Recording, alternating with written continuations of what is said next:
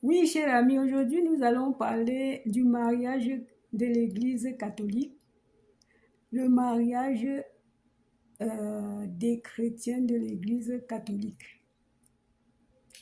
Le mariage de l'Église catholique trouve ses racines dans les Écritures avec Adam et Ève, les premiers couples. Nous allons voir comment préparer le mariage chrétien du début, c'est-à-dire de la catéchèse, les cours prénuptiaux. Et nous allons voir aussi la partie des témoins qui t'assistent quand tu te maries. Quels sont les rôles des témoins? Parce que déjà, le mari doit avoir son témoin et la femme, son témoin, ça peut être une femme ou un homme, Voilà, ça peut être ton père ou ta mère, ça peut être ta soeur ou bien un voisin qui te connaît bien. Alors, donc, nous allons voir cela jusqu'à l'église, jusqu'à la bénédiction devant le prêtre et devant Dieu.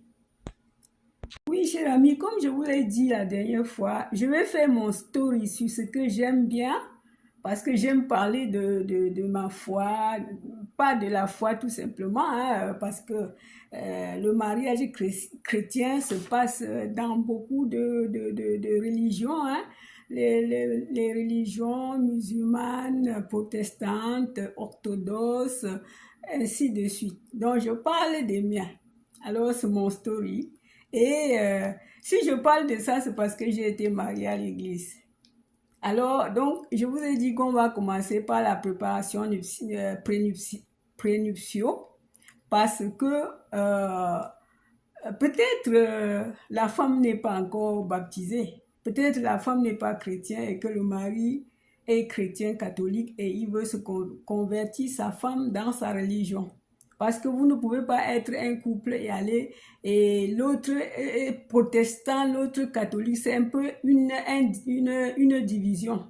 Donc, c'est toujours mieux que l'un ou l'autre rejoigne celui-là dans son église. Vous formez un et vous partez de la maison dans une seule église.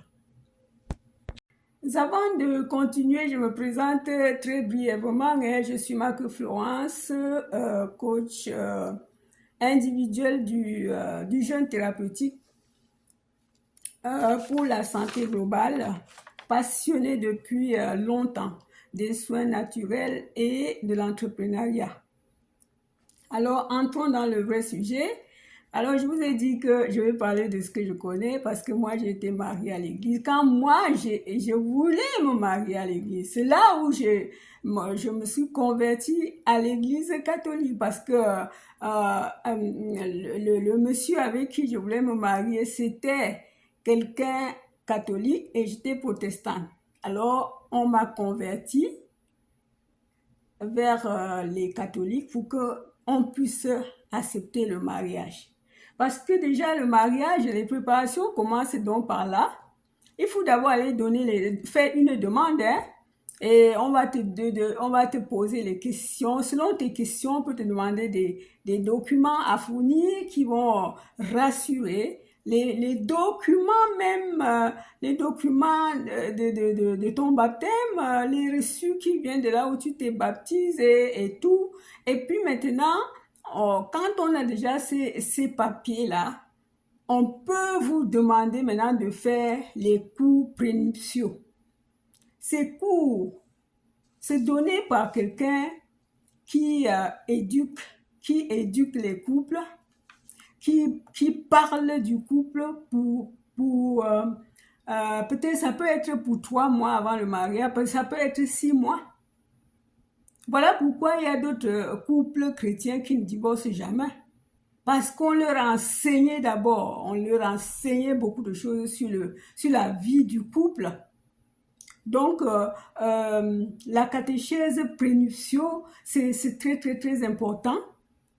Très, très, très, très, très, très important pour un couple de l'Église catholique. Un couple chrétien de l'Église catholique passe par là. Alors, je vais vous conter le reste. Hein. Restez scotchés pour entendre mon story jusqu'à la fin, cher ami. Donc, quand tu as déjà fourni les papiers qui sont nécessaires pour que le mariage pourra se passer, maintenant, avant de cheminer même vers, avant de continuer dans tes démarches de prénuptiaux, des cours prénuptiaux, tu as déjà ton marin, ton parrain, et moi j'ai ma marraine, toi tu as ton parrain, mais elle peut être parrain pour vous deux. Mais si possible, c'est mieux toujours si vous pouvez avoir deux parrains. Mais le plus souvent, le seul parrain accompagne les mariés. C'était aussi dans mon cas, j'avais choisi une dame que j'aime bien à l'église. Quand je la voyais, on se disait bonjour. Ce n'est pas particulièrement quelqu'un que vous aviez l'habitude de vous rendre visite, ou bien alors je l'ai interpellée un jour après la messe. J'ai demandé si elle pouvait m'accompagner dans mes démarches pour le mariage. Elle m'a dit sans problème, si je peux donner naissance à un couple à l'église, ça me ferait très très plaisir. Alors le mariage, c'est pour quand? En fait, j'avais donné la date du mariage et elle a pris en compte. Elle m'a aussi dit ce que je vais faire avec elle. Voilà les amis. Et quel est le rôle des témoins? Le rôle des témoins est vraiment crucial parce qu'elle a aussi des enseignements à te donner. Elle a aussi des démarches à faire avec toi concernant ton mariage. Elle t'accompagne même pour l'organisation, surtout ce qui concerne l'église. Elle te dit, ça va finir, l'autre si fini, on va faire cela, on va faire ceci. Donc, elle devient une personne proche de toi avant le jour du mariage. Qu'est-ce qui se passe? Elle vient chez toi. Vous discutez ensemble avec le conjoint. Après maintenant, quand vous vous êtes déjà rencontrés une fois, à chaque étape, elle vient à la maison. Peut-être elle va te rappeler d'acheter tes bagues de mariage, les anneaux. Peut-être elle va te conseiller pour la robe de mariage. Peut-être elle va t'accompagner l'acheter. Voilà le rôle d'un témoin de mariage. Elle s'assure, il faut qu'elle s'assure si ça va bien se passer, si rien ne manquera, déjà à partir de l'église, parce qu'il y a les autres personnes qui se marient à l'église, ils ne manifestent pas, ils ne rentrent plus chez eux avec du monde, ça dépend de chacun à choisir. Cher ami, il faut déjà voir comment cheminer un couple chrétien à partir du mariage. Voilà pourquoi les couples chrétiens catholiques, même d'autres ne divorcent pas très rapidement. C'est des liens qui se font à partir des autres, devant du monde. Même la mairie, oui, bien sûr qu'on commence à la mairie, mais l'attachement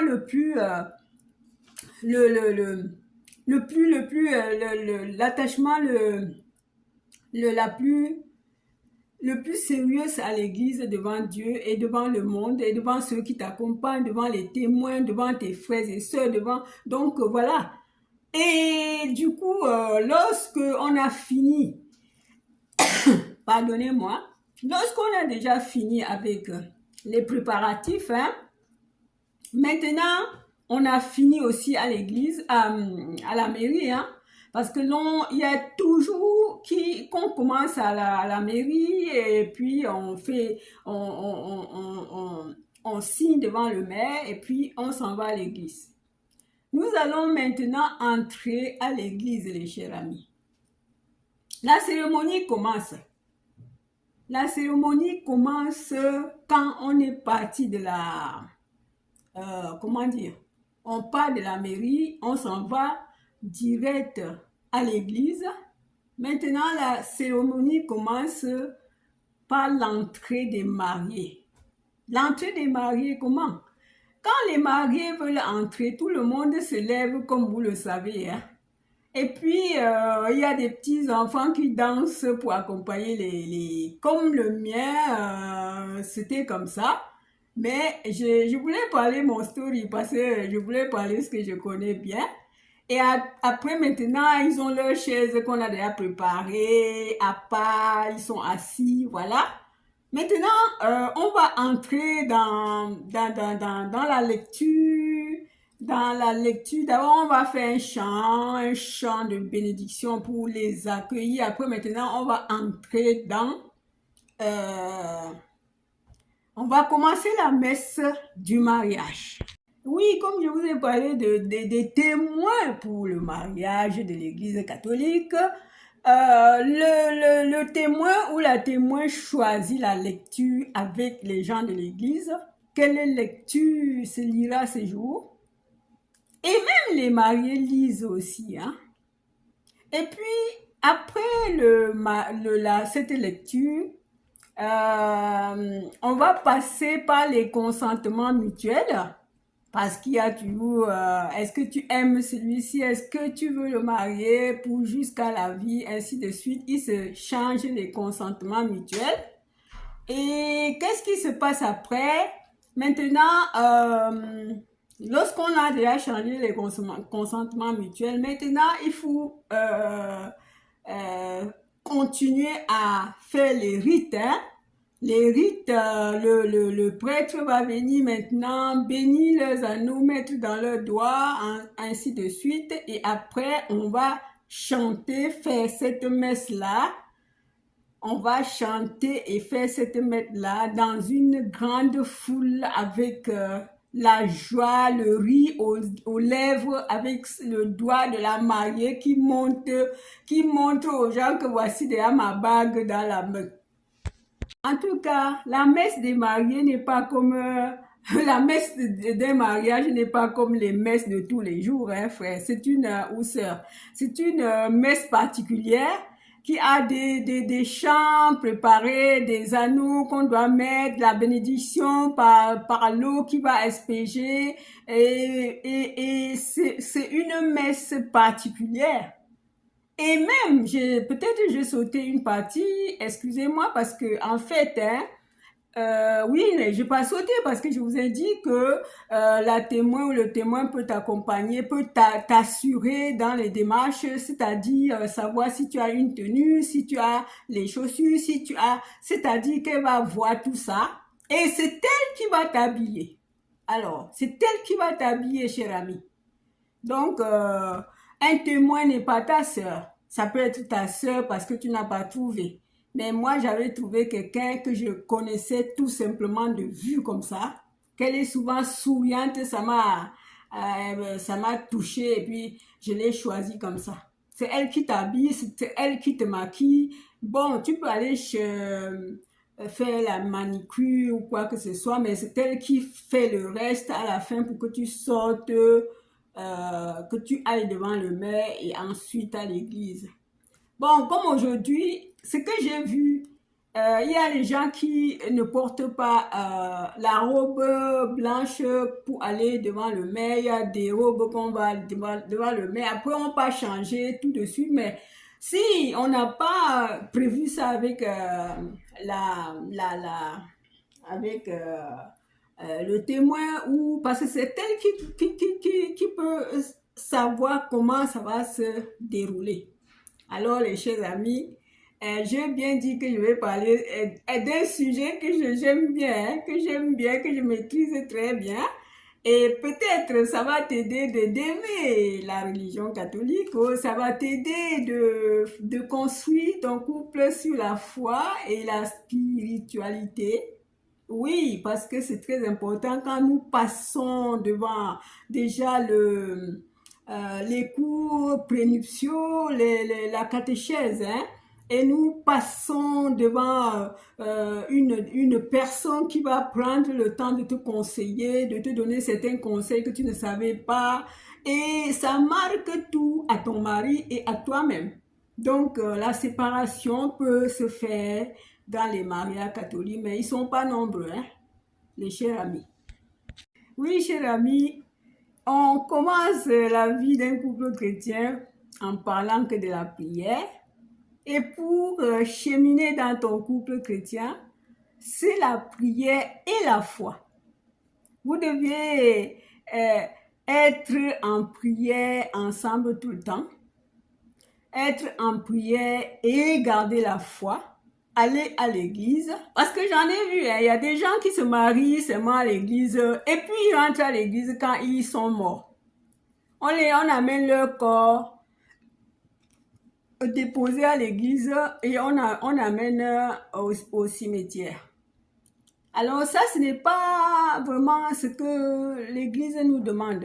Parce que si l'on se décide de se marier à l'église, c'est-à-dire que tu es l'enfant de cette église, tu es l'enfant de Dieu, tu t'es attaché à Christ, donc tu ne vas pas venir te bénir, aller chez toi, rester, et après, quand tu mourras, on va venir te mettre là et aller. Non, ce n'est pas comme ça que... ce n'est pas les enseignements que nous donnons, mais d'autres personnes veulent seulement les amateurs, comme on dit souvent, parce qu'ils voient comment les gens portent les belles robes blanches et ils se disent que s'ils portent aussi ça, oui. Et quand c'est fini, ils ne partent plus à l'église.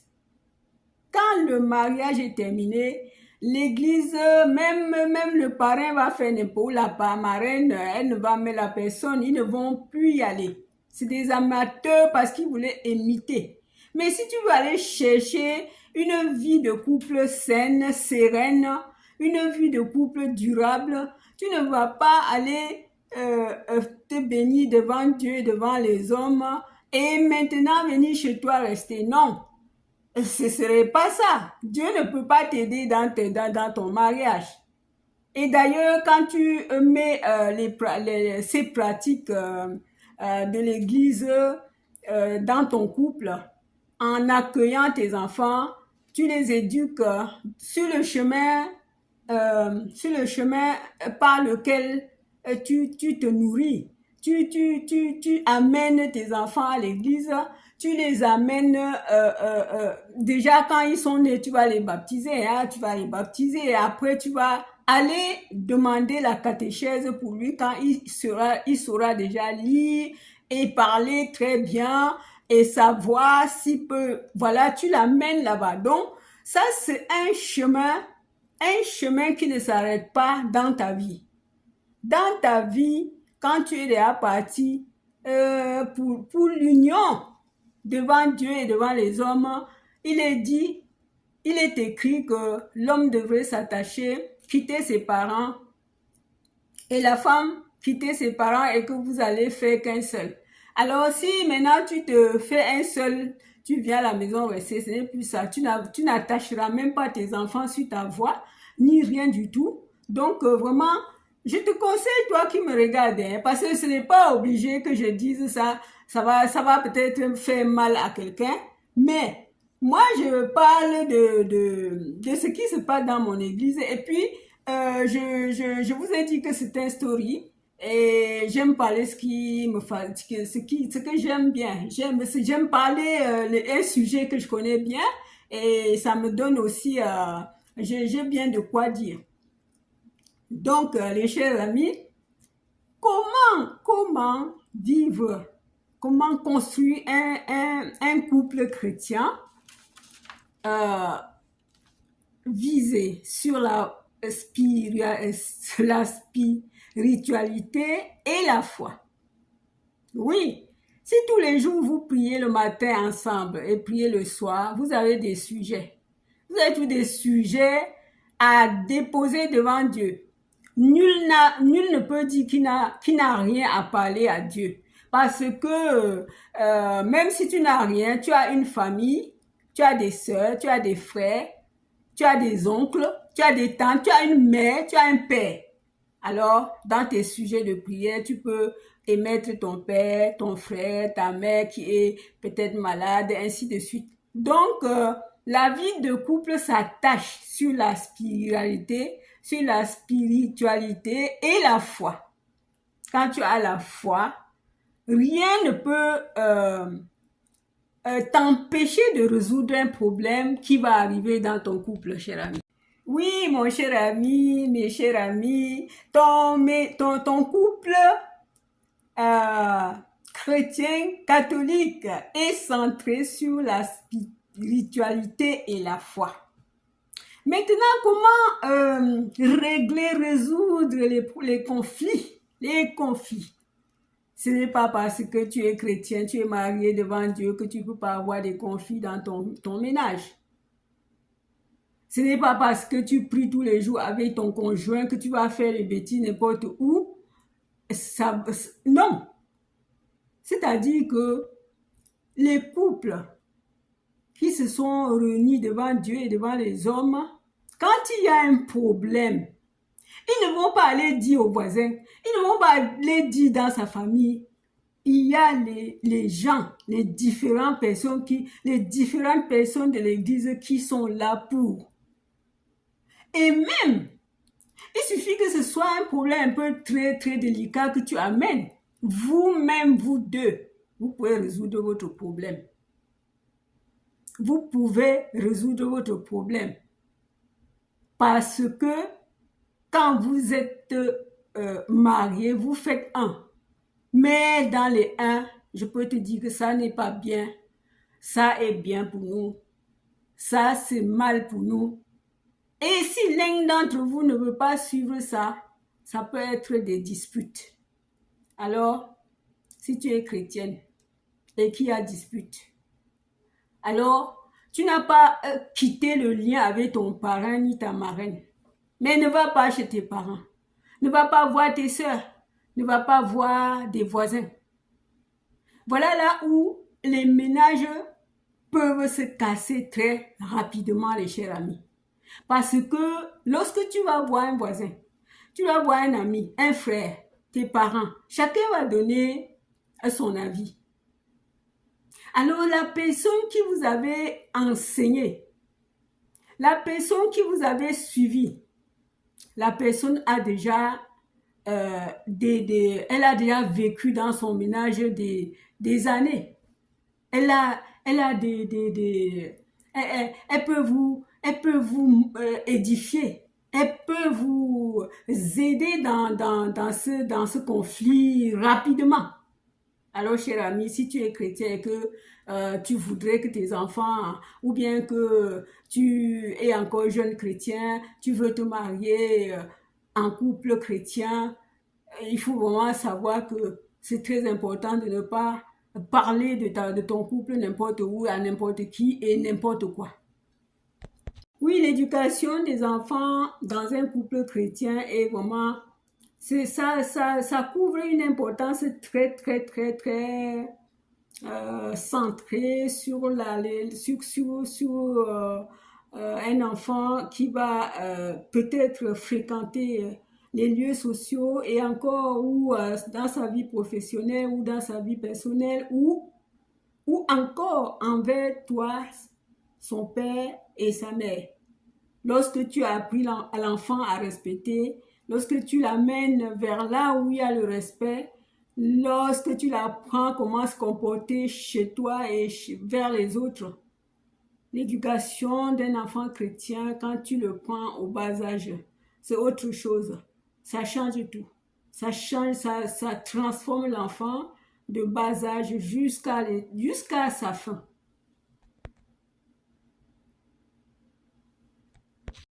Il y a des choses qui peuvent édifier beaucoup les jeunes mariés à l'église catholique. Oui, les gens qui vont venir et faire un récit de leur expérience de vie, de couple, de ce qu'ils ont appris étant d'eux, de leur conflit même, de ce qui leur a donné la force, de ce qui leur a plu d'être ensemble. Alors, chers amis, on ne peut pas construire sans voir la construction des autres. Lorsqu'on passe devant une maison, on ne sait pas comment est l'intérieur, mais peut-être des fois, rien que la façade peut te bluffer et que tu veux aussi faire cette façade comme pour la personne. Et si tu étais capable de voir la personne, tu vas lui dire, je vais entrer voir comment était le dedans, pour pouvoir faire ton plan. Alors, pourquoi ne pas copier sur ceux-là qui ont déjà fait une vie chrétienne ensemble, vie de couple chrétien ensemble, qu'ils ont déjà beaucoup appris, qu'ils ont passé des années, des étapes avec leurs enfants et tout. Voilà pourquoi quand on est couple chrétien, on doit aussi avoir un couple chrétien avec qui on s'échange, avec qui on fait des choses. Mais c'est pas obligé, bien sûr. Mais c'est très, comment dire, c'est important pour toi de prendre aussi, d'apprendre aussi beaucoup de choses qui n'est pas encore dans ta vie, de voir, d'apprendre, d'émettre, voilà. C'est comme ça, les chers amis. Toi, tu veux te marier à l'église catholique. Je sais bien, ça va te plaire. Mais il faut savoir que quand tu te maries à l'église catholique, nos mariages se cassent difficilement.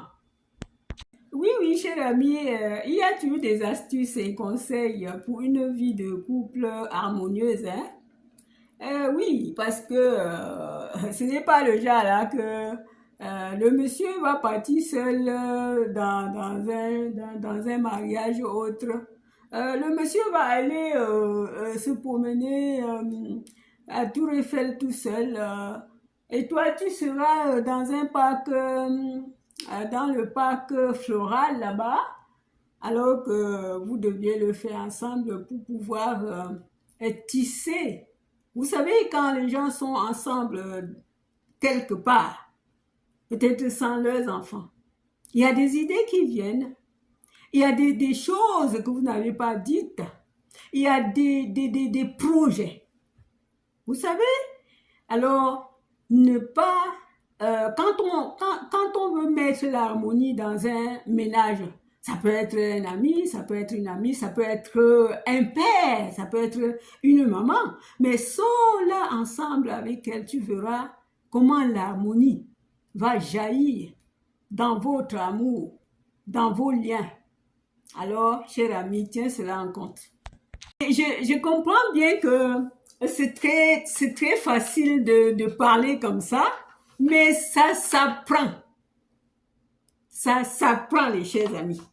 On doit apprendre à vivre dans un couple chrétien. Donc, à partir, comment dire, attendez, j'arrive. Et comme je me suis arrêtée, se marier à l'église catholique étant jeune, moi c'était à 18 ans, presque 19 ans, et d'autres se marient plus tard, ils connaissent bien la vie d'une femme et comment vivre avec un homme. D'autres qui arrivent et cherchent à connaître comment vivre. Alors, le mariage chrétien, c'est un engagement très profond.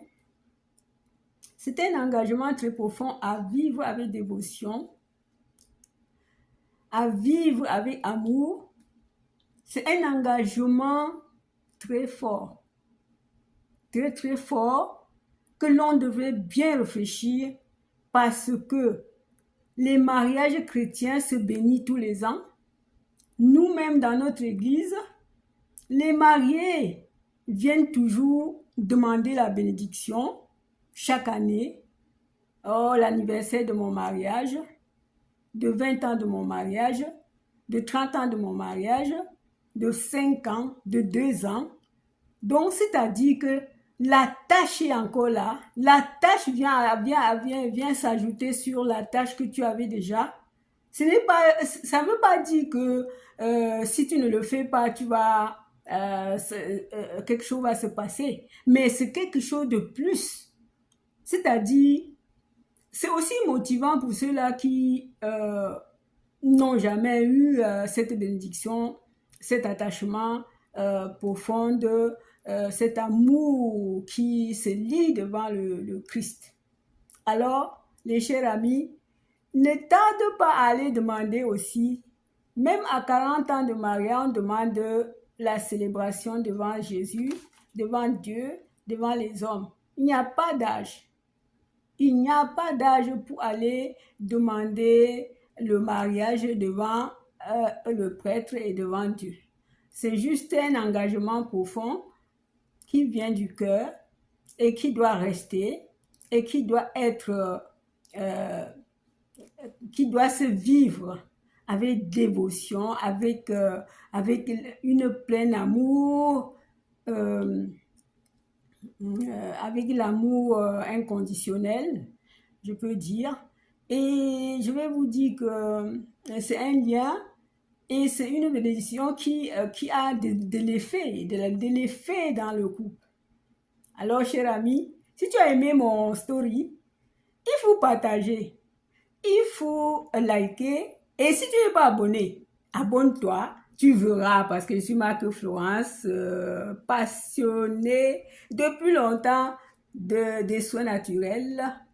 Et je parle des jus de fruits et légumes frais, du jeûne thérapeutique pour la santé globale. Et si tu vas sur mes vidéos, tu verras, tu peux nous trouver sur Facebook, sur YouTube, sur Instagram. Alors, allez cliquer, je vous laisserai les liens qui vont vous amener dans nos différents réseaux pour que vous voyez tout ce qui se passe sur cette chaîne. À bientôt, chers amis. Bye.